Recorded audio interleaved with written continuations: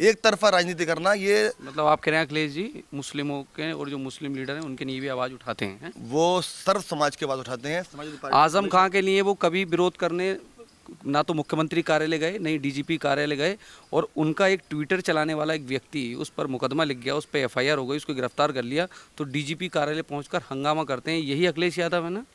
देखिए, आज एआईएमआईएम के जो राष्ट्रीय अध्यक्ष हैं असदुद्दीन ओवैसी, इन्होंने एक ट्वीट किया है कि समाजवादी पार्टी के जो राष्ट्रीय अध्यक्ष हैं अखिलेश यादव, उन्होंने कहा है कि असली हिंदुत्व की राजनीति पर अब गौर करना चाहिए, उसको आगे बढ़ाना चाहिए। इसको आप किस तरह से देखते हैं? क्या अखिलेश यादव सॉफ्ट हिंदुत्व की राजनीति कर रहे हैं? कहीं ना कहीं जो उनके समाज के लोग हैं वो तो उनको इकट्ठा करने का प्रयास है, और इससे मुस्लिम समाज बिखर रहा है। देखिए, फैसला लेगी वो करा जाएगा।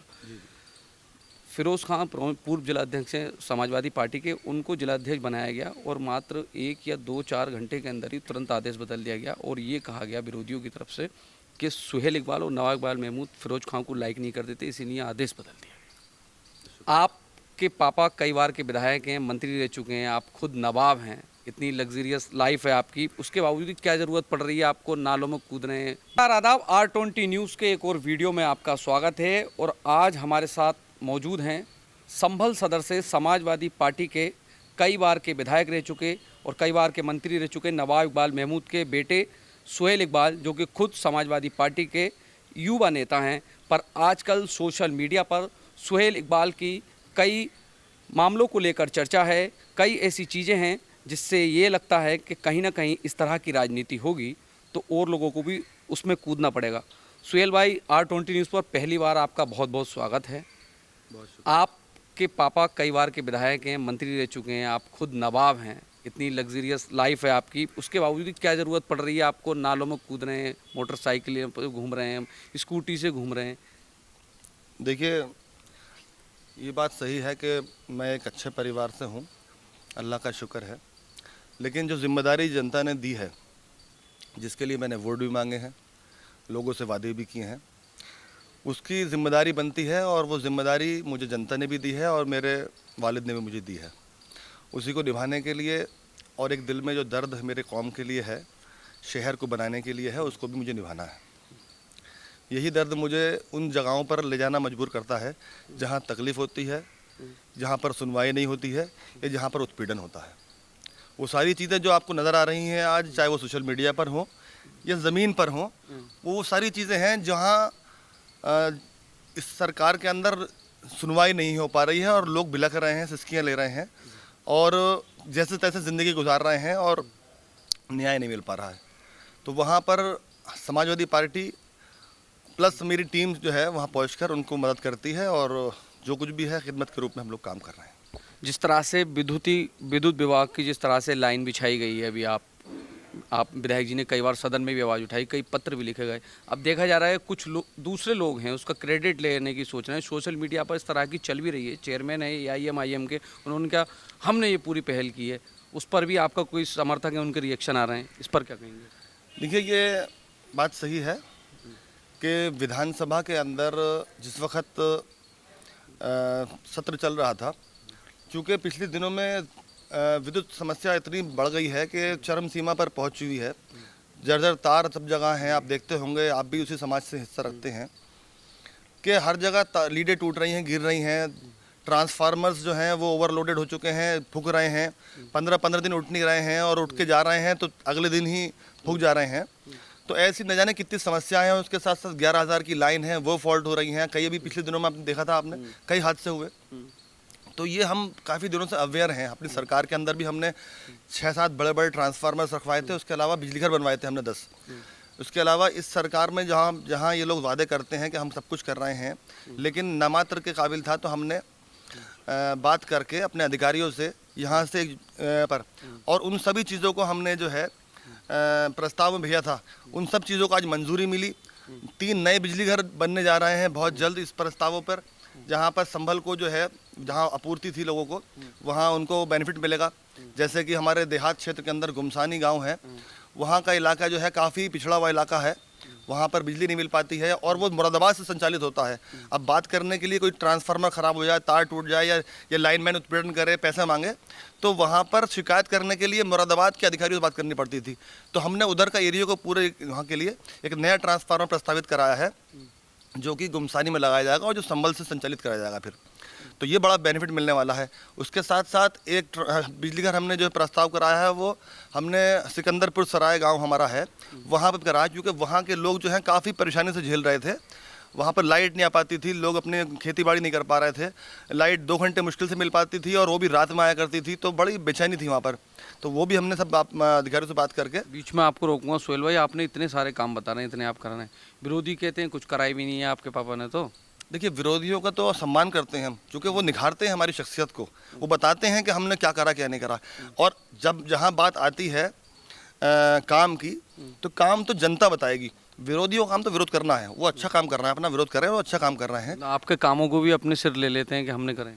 हाँ, ये तो आप देखिए ना, मेरे पास वो सारे लेटर्स हैं, वो सारी वीडियोस हैं, वो सारे प्रमाण पत्र हैं, वो सारी नज़ीरें हैं मेरे पास, जिससे ये आप भी देख लेंगे कि हाँ, जो हम काम कर रहे हैं कि ये वो धरातल पे है या फिर खाली फर्जीवाड़ा है कि कोई तार लेके पहुंच गया तो खड़े हो गए कह दिया कि हाँ, ये तार मैंने लगाया। ठीक है, अगर मेरे मोहल्ले में काम ये है कि अंधभक्त जो है हर जगह पाए जाते हैं। फिलहाल तो हम ये मानते हैं कि किसी एक पार्टी में नहीं है, ये सारी पार्टियों में थोड़े थोड़े से मौजूद हैं।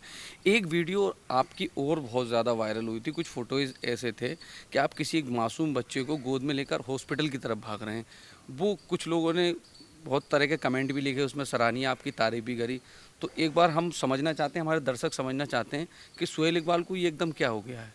देखिए, बड़ी दर्दनाक कहानी थी वो। मैं उस दिन बड़ी बरसात थी, सबसे ज़्यादा बरसात जो उस दिन हुई थी, और सभी जगह पूरा जो है जलमग्न हुआ था, संभल भी हो चाहे आसपास देहात का इलाका हो, बाढ़ किसी स्थिति आ चुकी थी।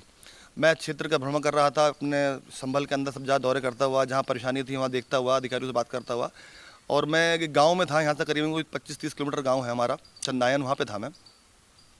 वहाँ पर बात करते करते अचानक मेरे मोबाइल पर एक महिला का फ़ोन आया। उसने एकदम रोते हुए मुझसे कहा कि भाई, मुझे आपकी ज़रूरत है। तो मैंने कहा, क्या मामला है, बताइए आप मुझे। तो उसने कहा, मेरी बच्ची का, मैं गिर गई मोटरसाइकिल पे से, मेरी बच्ची का एक्सीडेंट हो गया, बच्ची मेरी मर जाएगी, और यहाँ इस वक्त कोई अस्पताल में देखने को तैयार नहीं है, अस्पताल के अंदर डॉक्टर नहीं है, और कावड़ चल रहे हैं, कावड़ की वजह से रोड डाइवर्ट कर रखा है, और ड्यूटी पे जो है लगा रखा है, क्या कर रखा है, शाम का वक्त था जो कि 5-6 बज रहे थे, और वहाँ पर कोई सुनवाई नहीं हो पा रही, मेरी बच्ची मर जाएगी। ये सुनकर मैंने वहाँ पर मीटिंग फ़ौरन ख़त्म करके मैं मोटरसाइकिल से ही भागा। बारिश हो रही थी बहुत, मैं मोटरसाइकिल से लौटते आया। मैंने कहा, आपको सरकारी अस्पताल की ज़रूरत नहीं है इस वक्त, आप फ़ौरन प्राइवेट अस्पताल में मैं आपको लेके जाऊँगा और सारा काम जो आपका वो मैं कराऊँगा। मैंने संभल के अंदर एक निजी अस्पताल में ले जाकर उनका जो मैंने जो देखा, हालात देख के मैं वाकई दंग रह गया। पूरा स्कल दिख रहा था उसका बच्चे का, और कई जगहों पे उसके जाना एक्सीडेंट हुआ था, और काफ़ी तकलीफ थी। और माँ की भी पैर में आज भी फ्रैक्चर तो नहीं है, लेकिन बहुत चोट लगी हुई थी उसके। तो उसको मैंने इलाज कराया, तो उसका बड़ा। कैसी है बच्ची? वो बच्ची अल्लाह का शुक्र ठीक है, लेकिन अभी उसका इलाज दिल्ली का चल रहा है।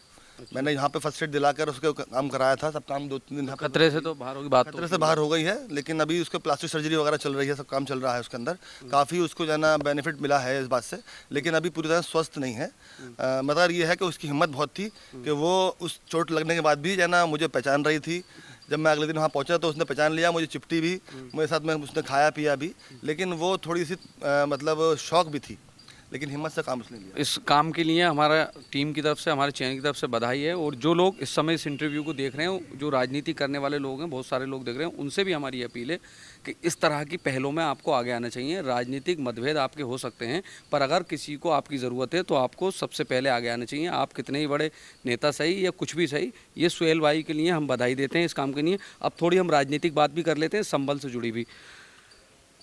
आजकल लोकसभा चुनाव को नज़दीक है और कई आपकी पार्टी के लोग भी टिकट मांगने की होड़ में हैं। फिलहाल आपकी तरफ से कोई ऐसी बात नहीं आई है कि आप भी लड़ेंगे? जैसा पार्टी आपको कह रहे हैं, आप फैसला लेगी वो करा जाएगा। फिरोज़ खान पूर्व जिलाध्यक्ष हैं समाजवादी पार्टी के, उनको जिलाध्यक्ष बनाया गया और मात्र 1 या 2-4 घंटे के अंदर ही तुरंत आदेश बदल दिया गया, और ये कहा गया विरोधियों की तरफ से कि सोहेल इकबाल और नवाब इकबाल महमूद फिरोज़ खान को लाइक नहीं करते थे, इसीलिए आदेश बदल दिया। नहीं, देखिए, ऐसा हरगिज़ नहीं है। हम पर्टिकुलर किसी आदमी के विरोध में काम नहीं कर सकते। वो पार्टी के हमने ही पार्टी में उन्हें लिया था, जब वो जिस वक्त 2009 की बात है या 10 की बात है, हमने उन्हें अपनी पार्टी में हमने लिया था। मम्मी ने एक जगह प्रोग्राम में मिली, उनसे बातचीत करी, ये वैसे संभल के रहने वाले हैं तो मुलाकातें होती थी। मम्मी ने खुद कहा कि तुम हमारे साथ आ जाओ, तो उन्होंने इस पर थोड़ा सा कहा कि नहीं मैं चाहता हूँ अच्छी जगह मिल जाए मुझे। तो हमने बात कर आके रेड्डी से बात करके हमने उन्हें पार्टी में लिया, उन्होंने काम किया और सरकार बनते ही हमने इन्हें फ़ौरन जिलाध्यक्ष बनवाया। अगर विरोध होता तो पहले दिन ही मना कर देते हम। जिलाध्यक्ष बन गए, काम करा, अच्छी बात है, हमने सहयोग करा, सब काम करा। 2014 के अंदर हटा दिए गए। उसके बाद दोबारा से जाना, हमने ही इनको दोबारा बनवाया। दोबारा मौका हम लोगों ने तो दिलवाया। हमने कहा कि नहीं दोबारा बनाइए, मौका दीजिए, काम कराइए। और इन्होंने लगातार 8 साल फिरोज भाई रहे जिला अध्यक्ष। काम अच्छा इन्होंने करा और बाकी पार्टी चला रहे हैं जो लोग। तो आपका इसमें कोई रोल ना, आपके पापा हमसे क्या मतलब? अब वो कह रहे हैं जैसे वो कह रहे हैं मैं नए सदन में जाना चाहता हूँ सांसद बन के दिल्ली, तो ये लोग नहीं चाहते कि मुझे, ये लोग अड़चन बना रहे हैं मेरे बीच में। पार्टी ने जिस वक्त सारे अध्यक्षों को ख़त्म किया था, इन्हें भी हटा दिया था। उसके बाद किसी को बनना था, अलग को नया बनना था। हमने जिसको बनवा दिया, भाई अगर हम पार्टी के अंदर हैं, हमसे राय ली जाएगी और ये कहा जाएगा कि आप बताइए इसके अलावा किसी को देना, तो किसी दूसरे का नाम तो देना पड़ेगा। हमने नाम दिया जो चाहता था, जो मेहनती था, जिसने काम किया है, जिसने ज़मीन पर काम किया है, जो चाहता है हम क्या कहते हैं काम करने के लिए मौका दिया, वो काम कर रहे हैं। हमारे तरफ से कोई विरोध नहीं है। हम जो पार्टी हमसे कहेगी, जिसको अध्यक्ष बनाएगी, उसकी अध्यक्षता में हम पार्टी में रहकर काम करेंगे। हमारा पार्टी को किसी से कोई विरोध नहीं है। जहाँ जैसे वो टिकट मांग रहे हैं तो आप, अगर वो टिकट की रेस में है तो आप उनका विरोध नहीं करना है, मतलब आप उनके सपोर्ट में रहेंगे। उनका जो सपना है नए सदन में बैठने का, तो उसमें सहयोग रहेगा आपका। देखिए, अपनी अपनी जगह सबको पार्टी के अंदर उम्मीदें होती हैं, हमें कुछ मिले। पार्टी के अंदर वो चाहते हैं जिलाध्यक्ष बनना, होल्ड कर रहे हैं, करें, अच्छी बात है। क्या पार्टी देगी क्या नहीं देगी पार्टी, ये पार्टी का डिसीजन है। और फिलहाल एमपी के लिए बहुत से लोग जो है ना मांग कर रहे हैं। पुराने हमारे सांसद जो हैं वो भी चाहते ही हैं कि उम्र के इस पड़ाव के अंदर वो दोबारा से एक पारी और खेल जाएं। तो ये सारे डिसीजन जो है तक पूरा कर लें, मतलब उम्र का भी। और हाँ, अब ये तो अब आप जानते हैं कि कौन क्या है, मगर पार्टी का डिसीजन जो है वो सर्वोपरि है। हमने हमेशा पार्टी के साथ वफादारी करी है, पार्टी के साथ गद्दारी नहीं करी है, ना कभी हमने पार्टी को धमकाया है। बहुत से लोग धमकाते भी हैं कि हम छोड़ देंगे, हम ये कर देंगे, हम तो चले जाएंगे, क्योंकि हमारा ज़मीर गंवारा नहीं करता जिस थाली में हम खा रहे हैं उस थाली में छेद करें। तो हाँ, फादर हमारे 7वीं बार विधायक हैं। सारी जनता चाहती है कि ऐसे लोग जो है ना शहर को बसाने में, शहर का माहौल बनाने में, सुख शांति बनाए रखने में और ख़ास तौर से हिंदू मुस्लिम का भाईचारा बनाए रखने में ना कोई कंट्रोवर्सी पैदा कर सके, ना कोई कंट्रोवर्सी बढ़ा सके, ऐसे शख्सियत को वो चाहते हैं कि संभल के अंदर वो आगे बढ़कर सदन में बैठे। उन लोग वो चाहते ही हैं कि विधायक जी जो है अब 7वीं मरतबा हो चुके हैं, वो जाकर बैठे उचित सदन में, ताकि और नए चेहरों को विधानसभाओं के अंदर या और जगहों पर मौका मिल सके। तो वो भी होड़ में है। तो अगर उन्हें टिकट मिल जाए, हमें टिकट मिले, तो बात तो एक ही है। अच्छा, थोड़ा और हम ऊंचे लेवल की राजनीति की बात कर लेते हैं। आज AIAIM के जो राष्ट्रीय अध्यक्ष हैं असदुद्दीन ओवैसी, इन्होंने एक ट्वीट किया है कि समाजवादी पार्टी के जो राष्ट्रीय अध्यक्ष हैं अखिलेश यादव, उन्होंने कहा है कि असली हिंदुत्व की राजनीति पर अब गौर करना चाहिए, उसको आगे बढ़ाना चाहिए। इसको आप किस तरह से देखते हैं? क्या अखिलेश यादव सॉफ्ट हिंदुत्व की राजनीति कर रहे हैं? कहीं ना कहीं जो उनके ही समाज के लोग हैं वो तो उनको इकट्ठा करने का प्रयास है और इससे मुस्लिम समाज बिखर रहा है। देखिए, असदुद्दीन ओवैसी साहब के बारे में मैं क्या कहूँ, वो एक बहुत लर्नेड आदमी है और बैरिस्टर भी हैं, अच्छा बोलना जानते हैं, जानकारियाँ पूरी हैं। लेकिन बीजेपी जानबूझकर चाहती यह है कि समाज को 2 अंगों में बांट दिया जाए, हिंदू और मुसलमान के अंदर। इसीलिए उन्होंने जानबूझकर प्रोजेक्ट कर रखा है उनको आगे करने के लिए। कोई मतलब आप ये कह रहे हैं कि बीजेपी के ही नहीं, जो मैं कह रहा हूँ वो बता रहा हूँ आपको कि वो चाहते ये हैं कि कोई भी नया कानून बने जिससे किसी समाज को आहत हो, या उसका ऊपर बुलडोज़र चलाया जाए, या उसके ऊपर मॉब लिंचिंग की जाए, या जानबूझकर उसके ऊपर चाकुओं से या लाठियों से वार की जाए। उसका कटाक्ष जो है किसी मुख्य विपक्ष पार्टी से न कराकर जानबूझकर उस पार्टी से कराएंगे, उस शख्स से कराएंगे जिससे इंतशार नज़र आए, जिससे ये देश के अंदर ये मैसेज जाए कि एक तरफ हिंदू और एक तरफ मुसलमान खड़ा हुआ है, जबकि ऐसा कभी नहीं हुआ था। मतलब लगता है कि इनसे इनके अंदर खाने जानबूझकर जाना, ये प्रोजेक्ट कराया जा रहा है, दिखाया जा रहा है चेहरा कि यही तुम्हारी आवाज़ उठाएगा, यही तुम्हारा नेता है, यही तुम्हारी कल आने वाला कल है। ये जानबूझकर फिगर आउट करा जा रहा है कि एक तरफ हम लोग खड़े हैं और एक तरफ वो खड़ा हुआ है जो हम दोनों को बीच में आपस में खाई बनाने का अस्सी काम बीस कर रहा वाला है। काम। तो ये चीज़ हम चाहते हैं कि ये चीज़ें जो हैं जानबूझकर जो प्लान करी जा रही है, पब्लिक समझ जाए इस बात को कि ये बीजेपी की जानबूझकर चाल है कि हम ऐसे शख्स को सामने कर दें कि मुसलमान समाज का लोग जो है उसकी तरफ को ध्यान भटक जाए और उसकी तरफ को जो है तवज्जो करने लगे, जबकि मुख्य विपक्ष पार्टी समाजवादी पार्टी है, मुख्य विपक्ष पार्टी केंद्र के अंदर कांग्रेस है। तो इन पर कोई नहीं दिखाया जाएगा। अगर इनके इंटरव्यू भी लिया जाएगा तो एक मरतबा या दो मरतबा दिखा दिया जाएगा फॉर्मेलिटी पूरी करने के लिए, और उनका पूरे दिन जाना स्क्रॉल चलाया जाएगा ताकि वो इंतशार जो है वो बना रहे और लोगों के अंदर एक पिक्चर बन जाए कि हमारी जो आवाज़ जो है सिर्फ यही शख्स उठा। ओवैसी उठा रहे हैं। तो अखिलेश ने तो कोई समर्थन की बात ही नहीं करी है। कई ऐसे मामले हो गए, अभी हरियाणा में भी चल रहा है, मेवात में जो पूरा विवाद हुआ है उसमें भी कोई ट्वीट नहीं करा है, ठीक है।